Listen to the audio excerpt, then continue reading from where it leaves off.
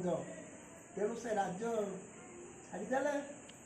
ତେଣୁ 2.5 ବର୍ଷ ପରେ ବାବା ପୁନର୍ବାର ଧୈର୍ଯ୍ୟ ଭଞ୍ଜଙ୍କୁ ରାଜ୍ୟ ସମର୍ପଣ କରିଦେଲେ। କହିଲେ ତମେ ପୁଣି ଏ ରାଜ୍ୟରେ ରାଜା ହେଇକି ପରିଚାଳନା କର। ଆମେ କେବଳ ଖାଲି ତମ ସତ୍ୟ ରକ୍ଷା ପାଇଁ ପ୍ରସ୍ତାବ ଦେଇଥିଲୁ। ସତ୍ୟ ରକ୍ଷା ହେଲା। ଅଲେଖ ସ୍ୱାମୀ ତମର ମଙ୍ଗଳ କରନ୍ତୁ, ତମର ମନୋବାଞ୍ଛା ପୂର୍ଣ୍ଣ ହଉ। ଏଭଳିଆ ଭାବରେ ବାବା ଆଶୀର୍ବାଦ ଦେଇ এই କେନ୍ଦୁଝର ଜିଲ୍ଲାରେ ବିଭିନ୍ନ ସ୍ଥାନରେ ଟୁଙ୍ଗି ବିଭିନ୍ନ ସ୍ଥାନରେ ଭକ୍ତମାନଙ୍କୁ ନେଇ ଧର୍ମ ପ୍ରଚାର ପ୍ରସାର କରିକି ନଦୁଆ ବୋଲି ଗୋଟେ ଗ୍ରାମ ଅଛି, ଯେଉଁ ବଳରାମପୁର ପଞ୍ଚାୟତର ନଦୁଆ ଗ୍ରାମରେ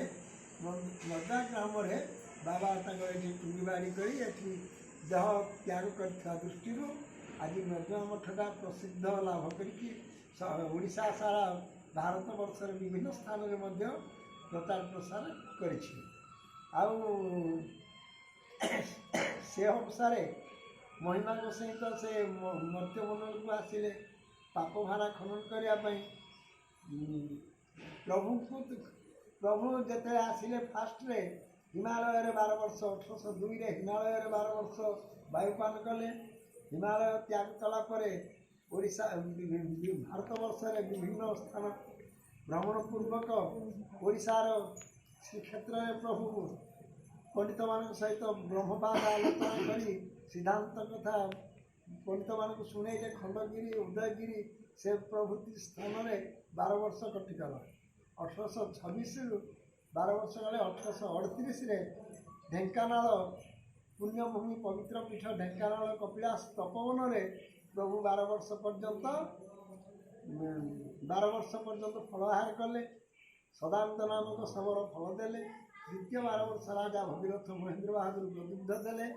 ମହିମା ଗୋସାଇଁ ସେହି କପିଳାସ ତପବନରୁ ମହିମା ଧର୍ମ ପ୍ରଚାର କରି ପ୍ରସାରରେ ମାଳବିହାରପୁର ରାଜ୍ୟଧାମ ଭାବରେ ମଧ୍ୟ ସେଠି ଯାଇ ପ୍ରଭୁ ଧର୍ମ ପ୍ରଚାର କଲେ। ଏଠି ଦୁର୍ନୀତି ପକାଇଥିଲେ, ପାପଭାରା ଖଣ୍ଡନ ହେଲା।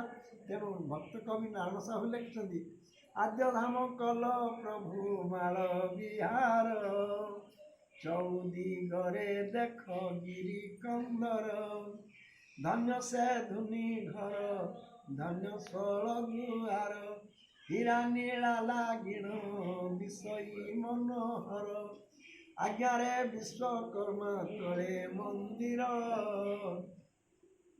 ମହିମା ଅନ୍ତର୍ଯାମୀ ଦୟା ସାଗର, ଅନ୍ତନ ପାଇଲେ ଯାର ବ୍ରହ୍ମା ଶଙ୍କର, ମହିମା ଅନ୍ତର୍ଯାମୀ ଦୟା ସାଗର।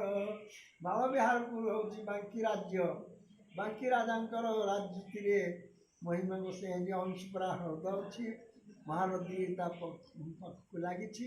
ସେଇ ଜାଗାରେ ପ୍ରଭୁ ତାଙ୍କର ଆଦ୍ୟଧାମ ବା ଧୂନି ପକାଇ ଧୂନି ପ୍ରଜ୍ୱଳିତ ତା ଛାଏଁ ଛାଏଁ ହେଲା। ଧୂନି ଜରିଆରେ ଅଲେଖ ମହିମାଙ୍କୁ ପ୍ରାର୍ଥନା କରି ବ୍ରହ୍ମାଣ୍ଡ ପାପକୁ ଖନନ କଲେ।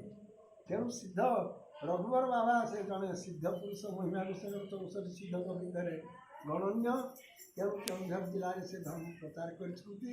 ଆଉ ଯାହା ମୋର ଯେତିକିଟା ମୁଁ ଶୁଣିଥିଲି ବାବାମାନଙ୍କଠୁ ମୁଁ ପ୍ରକାଶ କଲି। ଆମର ଅଲେଖ ବାବା ହେଉଛନ୍ତି ଏଇ ମଠର ମଠାଧୀଶ। ଆଉ ତାଙ୍କ ଜରିଆରେ ସେ ଯାହା 2-4 ପଦ ଯାହା କହିବା କଥା ସେ ତାଙ୍କ କଥା ମଧ୍ୟ ପ୍ରକାଶ କରିବେ। ଆଉ ସମସ୍ତ ଭକ୍ତମାନେ ବା ଜଗତବାସୀ ଏଇ ଜିନିଷକୁ ଗ୍ରହଣ କରିକି ସିଦ୍ଧ ରଘୁବର ବାବାଙ୍କର ଆଶୀର୍ବାଦ ଗ୍ରହଣ କଲେ। ଆଉ ଏଠି ଦର୍ଶନ କଲେ ନିଶ୍ଚିତ ଭାବରେ ତାଙ୍କର ମନସ୍କାମନା ପୂର୍ଣ୍ଣ ହେବ, ମନର ଆବିଳତା ଦୂର ହେବ, ଅଲେଖ ମହିମା ଦୟା କରିବେ। ଗୁରୁ ମହାପ୍ରଭୁ ଦୟା ହଉ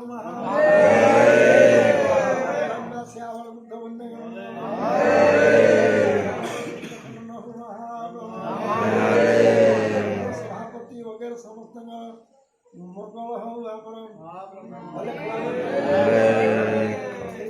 ସିଦ୍ଧ ପୀଠସ୍ଥଳୀରେ ଯେଉଁମାନେ କର୍ମକର୍ତ୍ତା ଅଛନ୍ତି ତାଙ୍କର ମଙ୍ଗଳ ହଉ। ଉପସ୍ଥିତ ଭକ୍ତମାନଙ୍କର ମଙ୍ଗଳ